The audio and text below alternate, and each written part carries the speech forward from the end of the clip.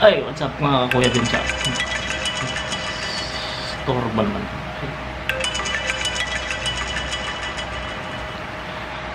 Hello? I don't know who you are. I don't know what you want.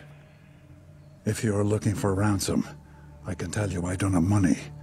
But what I do have are a very particular set of skills. Skills I've acquired over a very long career. Skills that make me a nightmare for people like you. What's this? If you let my daughter go now, that'll be the end of it. I will not look for you. I will not pursue you. But if you don't, I will look for you. I will find you. And I will kill you. Hello pare, baka wrong number ka. Hello. Hello.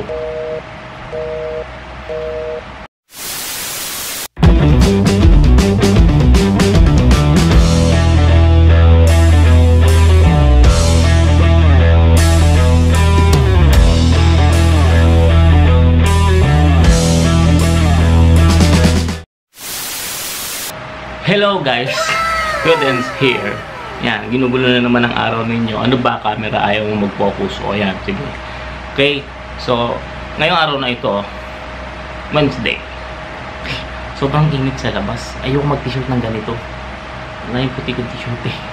Okay, so bagong lahat, meron akong i-play na video coming from a fellow vlogger, no? Si Van Harold. Ayan. So, last kasi nag-request ako, nag-post siya sa kanyang Facebook account na challenge daw siya ng photo editing challenge. And nagbigay ako sa kanya ng picture. Sabi ko, ganito. Makikita niyo sa video. Ito yung video.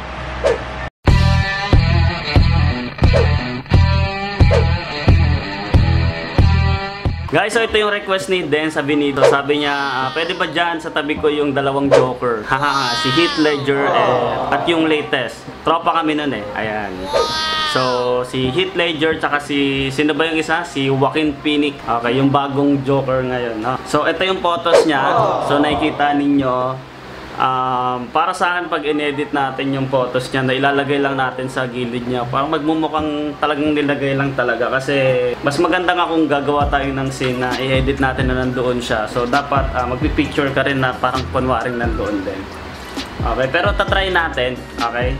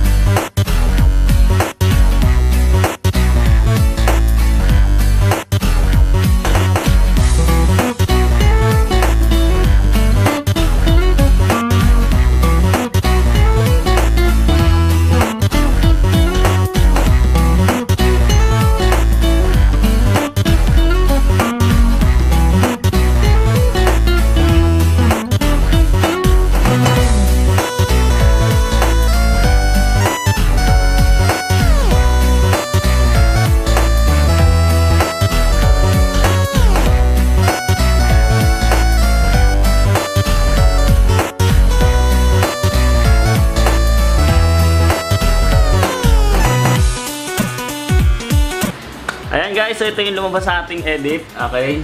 So ito yung ating edit na photos. Ayan. Well anyway, thank you very much sa sa photo editing Van Harold. Ayan. So subscribe niyo po yung kanyang channel. Nakalagay po sa description kung saan ang channel niya. Thank you very much. Teka lang, pre. Asan yung final output? Hindi mo sinad sa akin. Joke lang. Thank you very much sa paggawa ng ang tawag sa photo editing. Ano ba? So ano mo pag-uusapan natin ngayong araw na to? Kagabi, diba? Uy, medyo dumidilim sana umulan nag-uusap kami ng aking sister. Yan, sister ko dyan. Ito yung ganyang FB. kasi may kinalaman ka dito sa labi, kaya sabit kita. Si Aya. Kung pagpapatulong ko sa kanya, ano yung pwedeng pag-usapan sa sunod dito sa aking topic. Marami kami na balita. And meron ako sanang ito topic na galing, na accidentally na-utter niya habang nag-uusap kami. Pero siguro pag-iisip akong mabuti kung paano pag-usap. Napakasela nun, pero it's an eye opener. Lalo dyan sa mga, bigyan ko kayong hint, lalo dyan sa mga mahilig. Wag na nga. Pag-isip mo nga sa next topic. So, ano pag-uusapan natin yan? Alam nyo, bilang isang teacher, isa sa mga mahalagang role ng teacher sa kanyang mga estudyante ay ma-establish niya kung saang direksyon dapat pupunta yung mga student. In short, kung may pangarap yung estudyante, dapat mahulma mo yung tamang way para mapunta siya doon. Kung hindi pa siya nakakapag-establish ng pangarap, ang isa sa mga trabaho ng teacher, magkaroon siya ng idea kung ano dapat niyang gagawin sa future. Kasi mabilis ang panahon eh. Isang flip mo lang, eto na kaagad. Maraming taon na kaagad ang nakalipas. Way back college, ginawa namin batchmate ko. Hello dyan sa Cyrus. Okay, hindi ko kayo muna maiisa-isa. Meron kaming vlog. Halakutin nyo na lang dyan sa videos ko para makilala nyo sila. So, ginawa namin dati, meron kaming tinatawag, parang ginawang time capsule. So, gumawa kami ng list na target namin magawa. Within 5 years dapat magawa namin. Ngayon dapat yun bubuksan eh. Ewan kung nag-outing na hindi ako nakasama nabuksan nila. Pero dahil ngayon nagkaroon ng quarantine, hindi pa kami makapag-reunion. Thanks nga pala kay Ma'am Berongan. Yan. Si Ma'am Berongan kasi ang nagturo nun sa amin pa. And tinawid ko yun sa mga naging estudyante ko. For the first time na nagkaroon ako ng advisor class na graduating sa senior high school. Okay, so ginawa ko yun sa kanila. At ito na siya. Yan. So, ang time capsule ng mga anak ko kay grade 12 Aquila. So, ginawa ko, binigyan ko sila ng papel, and then sinulat nila dito sa loob ng time capsule kanilang dapat magawa within 5 years. Ang goal namin is within 5 years yung nakasulat dito, magawa nila. And to be fair, sama rin ako doon, naglagay din ako dito. So ito yung time capsule namin, ako mag-aalaga nito. After 5 years, gagawa ko ng page namin, tapos mag-update ako, mga 1 year na nakalipas, 4 na taon na, ganun, etc. etc. Bakit ko ginagawa yun? Just to guide them. Ano yung sinulat nila nung time na yun dito? At baka kasi na papariwara na sila sa kanilang gustong magawa o pangarap na maabot. Kung magbago man ang isip nila, okay lang naman yung walang problema. Pero in the meantime, meron silang goal. At 5 years, bubuksan namin to kung naabot na ba nila. Doon sa sinulat ko nung college, may isa na lang doon na hindi ko naabot.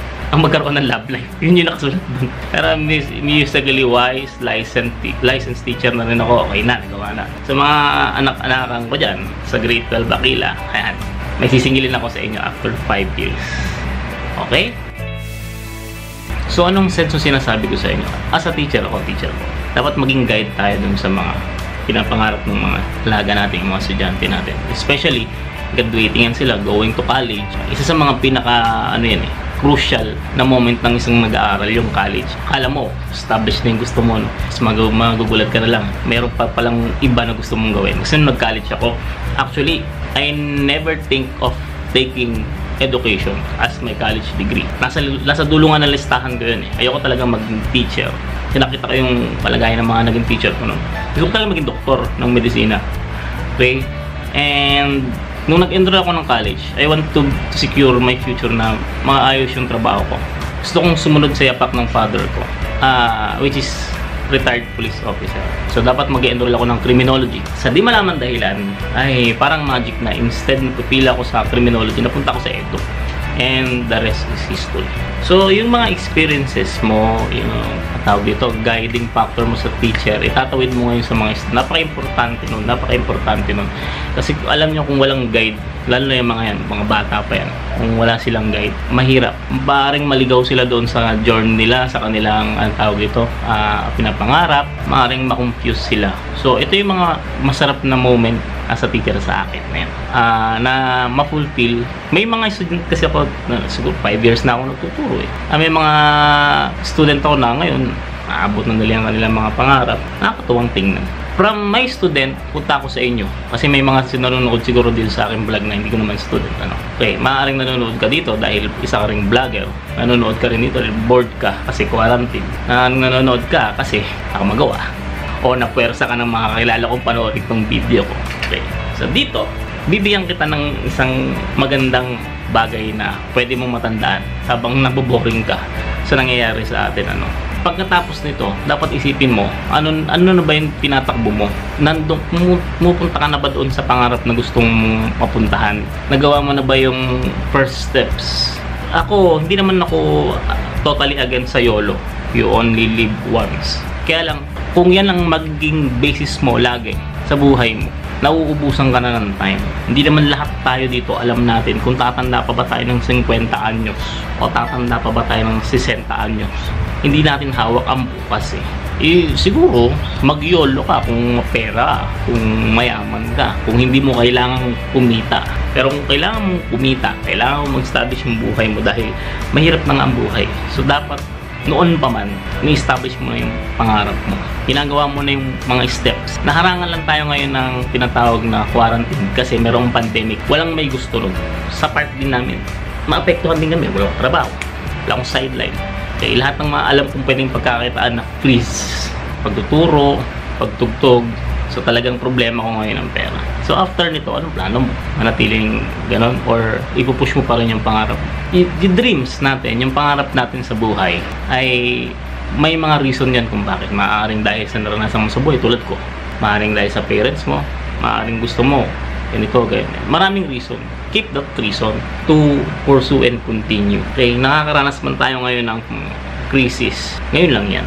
Pag natapos yan, balik na naman tayo sa actually, may laban pa rin naman tayo ngayon. Kaya kaya ko nagbablog ngayon kahit na ECQ. Hindi dahil walang magawa kasi gusto ko talagang stay dito sa akin. Gusto ko okay, gusto ko itong nagbablog. Hindi ko alam kung may nakapulot kasi sinasabi ko.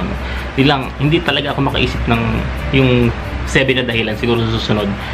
Pero ito, gusto kong idaldal sa inyo yung mga bagay na ito. At least kayo ay may matutunan. Yung pagkakaroon ng pangarap, napakaganda niya. Pero yung pag-abot sa pangarap, that's the process. Diyan medyo kailangan meron kayong tigas ng loob para kunin yan. Pag nagawa mo na yung first step, tuloy-tuloy mo na yan. Huwag ka lang papigil. Huwag ka lang naapak ng ibang tao. Nagda-vlog ka. Okay, nag-i-start ka lang sa vlogging. Tuloy mo yan. Ayaw nga pala, huwag kayong manatili sa plano lang. Walang mangyayari. Dapat, hakbangan mo na. Gawin mo na. So, sige lang. Nagbablog ka, simula ka. Tuloy mo lang. Trip mo yan, hayaan mo yung sinasabi ng iba. Upload ka lang ng upload. May gusto kang gawin, gusto mo magsulat ng mga nobela, gusto mo magsulat ng istorya, sulat mo. Okay, kung walang nagbabasa, okay lang. Ngayon lang yan. Gusto mo gumawa ng ganito, gumawa ng painting, kung ano-ano pang talent na gusto mong pakita. Gusto mo maabot, tuloy mo lang. Walang makakapigil sa'yo. Basta iset mo yung goals mo, kunin mo yung process ng maayos, ituloy mo yung process ng maayos, and yet, pag naabot mo na siya, huwag kang titigil doon. Stay on the development of whatever you want to be. Okay? Siguro naman yun. Siya na akong madaldal. Hindi ko alam kung may napulot kayo dito sa aking sinasabi. Basta, yung bawat gusto natin mangyari, yung bawat pangarap natin, bawat dreams natin, huwag nating iwawala yung kahit anong paraan. Lalo na kung hindi naman tayo matatong. Yan lang ang meron tayo. Eh dapat, huwag mong iwawala.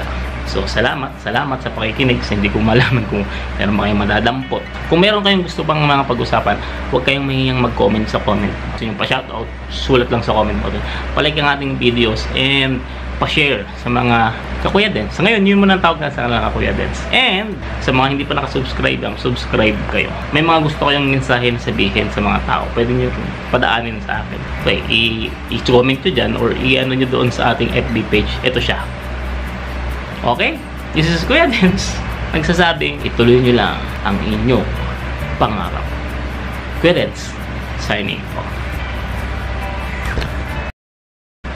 Hanggang ngayon, tinitingnan ko pa rin kung darating nga si Liam Neeson. Tinawagan ako eh. Wala naman sa akin yung anak niya.